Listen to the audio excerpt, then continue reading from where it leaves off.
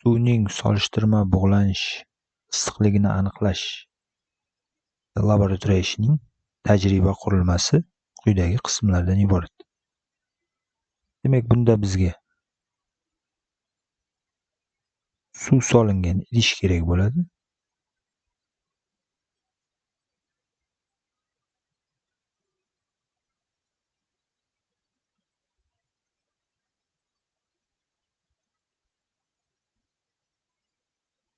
Suv solingan idish. Bu suvni qizdirib bug'latib yuborish uchun suv bug'latgich yoki qizdirgich.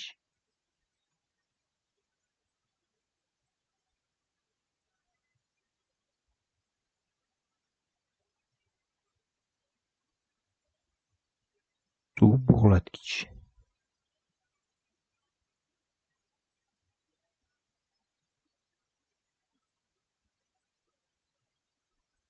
Bu suvning qizishi natijasida hosil bo'lgan bug'lar chiqib ketishi uchun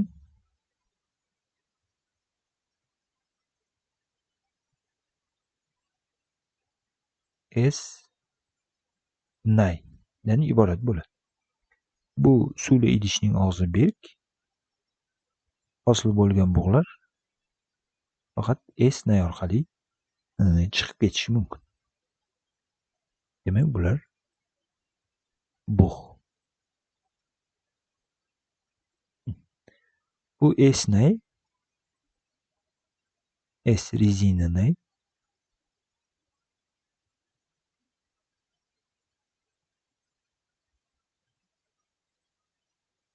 Bug' quritgichga ulangan bo'ladi.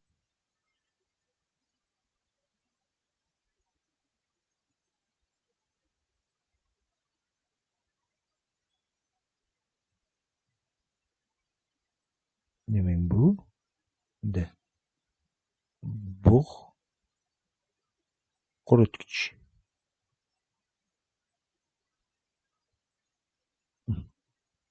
Bug' quritgichda ikkita nay mavjud bo'lib,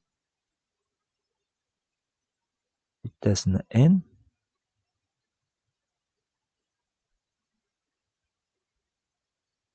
bittasini L bilan belgilaymiz. Demak, bular nay.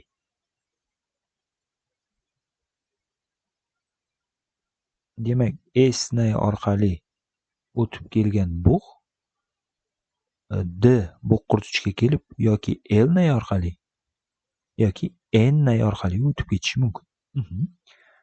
Buni qaysi biridan o'tishi bu qisqichlar yordamida boshqariladi demak L-nayda ham N-nayda ham qisqich mavjud bo'lib, agar N-naydagi qisqich yopiq bo'lsa, bug' L-nay orqali o'tadi. Agar L-naydagi qisqich yopilib N-nay ochiq bo'lsa, demak bu yoqdan kelgan bug' N-nay orqali o'tib ketishi mumkin.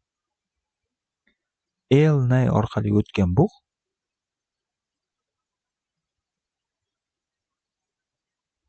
kalorimetrga kelib tushadi. Kalorimetr ikkita idishdan iborat bo'lib, ichki idish,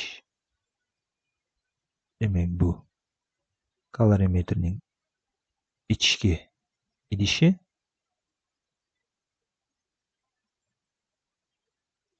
bu tashqi idishi.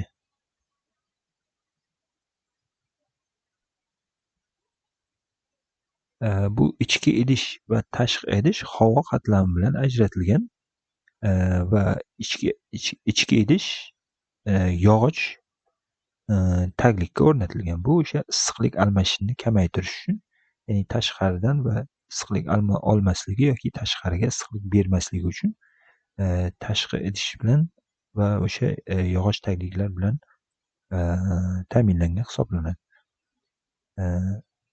Bu kalorimetrga ma'lum bir miqdorda suv quyilgan bo'ladi.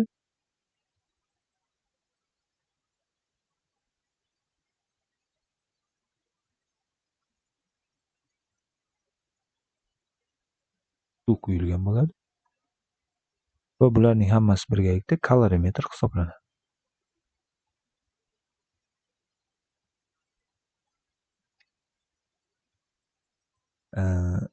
yoki o'sha S nay orqali kelgan bug' N nay orqali o'tib boshqa idishga ham tushishi mumkin.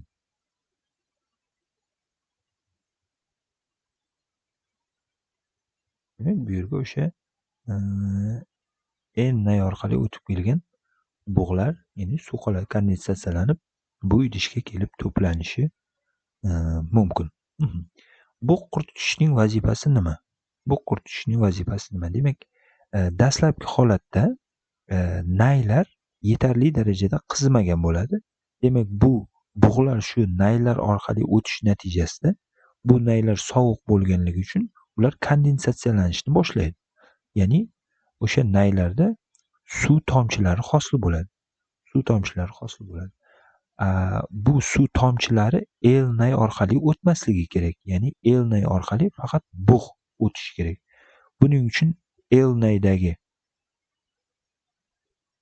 N shtrix qisqich yopiladi va N qisqich ochiladi. U holatda mana bu naylarda va bug' quritgichda hosil bo'lgan suv tomchilari N nay orqali oqib bu idishga kelib tushishi mumkin.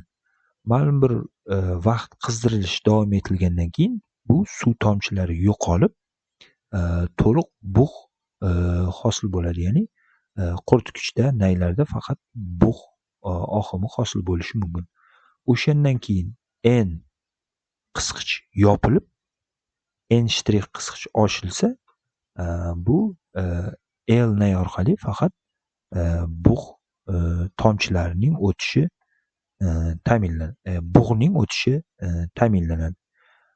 Ma'lum bir miqdordagi bug' kalorimetrdagi suvga kelib tushgandan keyin N shtrix qisqichini yopib bug' kelishini to'xtatib qo'yishimiz mumkin.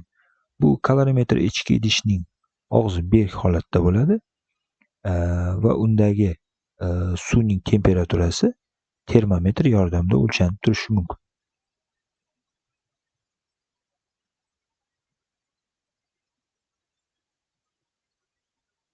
Termometr yordamida o'lchanib turishi mumkin. Shu bilan birga kalorimetrda qorgich bo'lib, o'sha bug' kelib tushgandan keyin issiqlik almashinuvi bo'ladi suv va bug' orasida va o'shani tezroq amalga oshirish uchun bug' mana bu qorgich yordamida aralashtirib yuborish uchun qorgich bilan ta'minlangan bo'ladi. Mana shu qurilma yordamida suvning solishtirma bug'lanish issiqligini aniqlash mumkin.